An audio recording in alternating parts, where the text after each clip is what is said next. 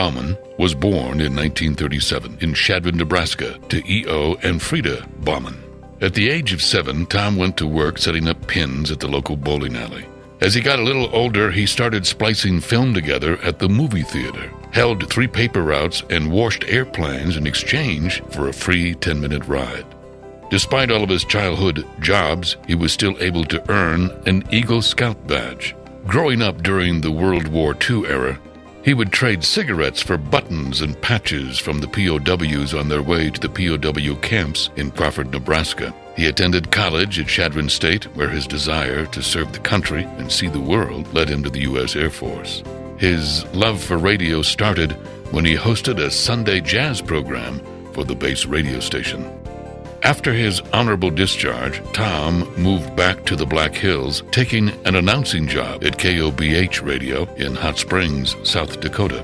It was there where a chance meeting with a grocery checker at Red Owl Grocery led him to the love of his life, Deanna Kaiser. They were married in 1961 and shortly after moved to Cheyenne to accept a job with General Dynamics, where he would also fuel his passion for radio by taking a part-time position with 1590 KCHY. Tom's inspection job with General Dynamics eventually led him to head the Atlas Missile Project at F.E. Warren Air Force Base. With a baby on the way, he wanted more stability for his family and took a job with KRAE-AM, K-Ray. Owner Lou Irk stated they wanted to make K-Ray swing. Lou told Tom, "I know with you on board most of the day, we can do it. I'll have to ask you to work more than $100 a week worth, but I'm sure that you will find that it will pay off for you in the long run." This vision for Tom's radio career would come to fruition. He held many hats at the station and eventually became owner and president of K-Ray Incorporated with his wife Deanna by his side. Tom knew the importance of community involvement, and because of his involvement in community events, K-Ray thrived. In addition to his top 40 music format, he added local programs such as the UP Call Board, Swap Shop, What Do You Think?, All-American Spanish Show, the East High Thunder Vaults program, Lost and Found, and We Care announcements, plus much more. Tom and his staff would soon win over the listeners and community businesses. Proud of his standalone AM station, Tom knew it was time to expand when the FCC opened up bidding on a new FM signal, 104.9 in 1993. In 1997, a new FM radio station would hit the airwaves, 104.9 KZCY. Daughter Brenda encouraged her dad to choose the new rock alternative format, which soon filled a hole missing in the Cheyenne market and became a huge success with the younger listening audience.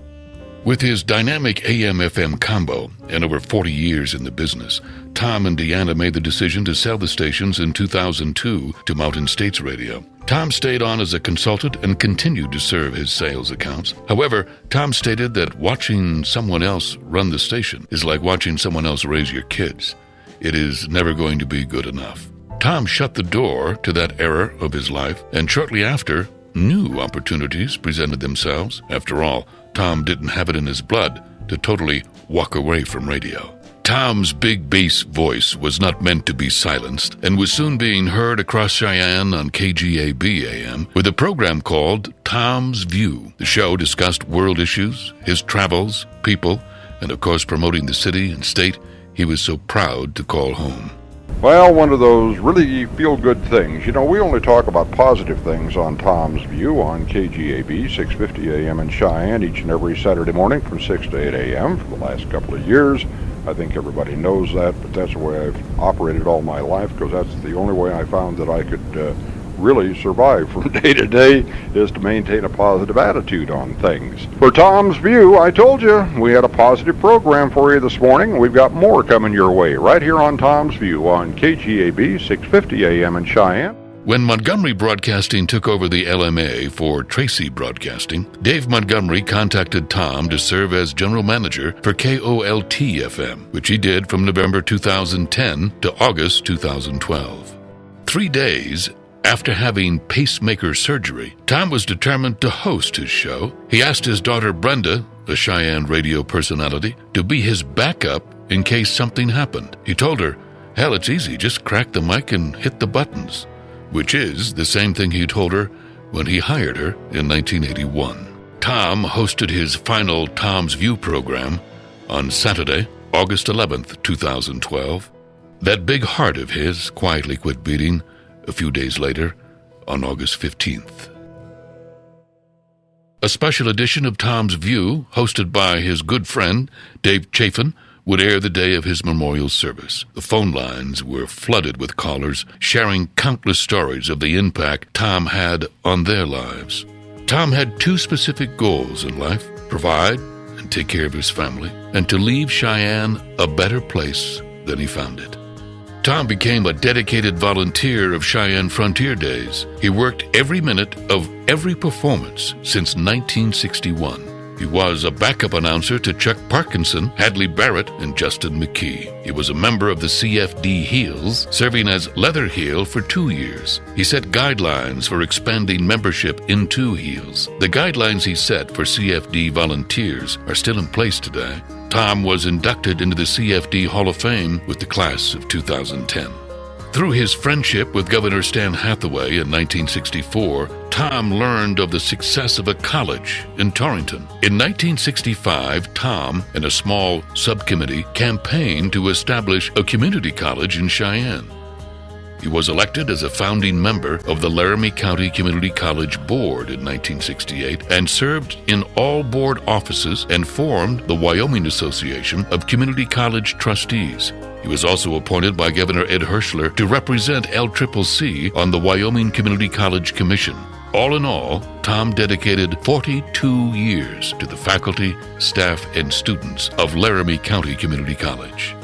Mayor Rick Kaysen would issue an official proclamation of Tom Bauman Day, July 19, 2012, in conjunction with the dedication of Tom Bauman Loop at LCCC, an honor that was very well earned by a man that had such an amazing vision for Cheyenne.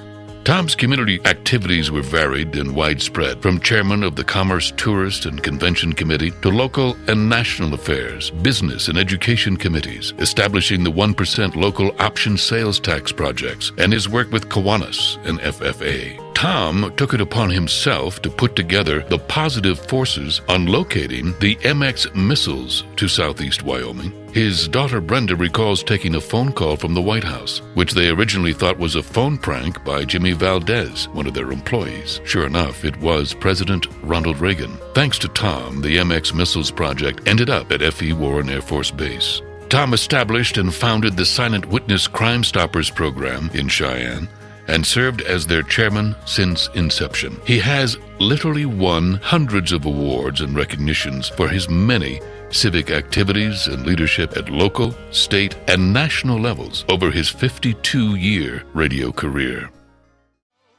Tom fulfilled his two goals in life. He provided for and loved his family, his wife of 50 years, Deanna, daughters Brenda Foley and Michelle Cook, along with their husbands Joe and Terry, his 3 grandchildren, Brianne, Travis, and Time, and great-grandson Riker.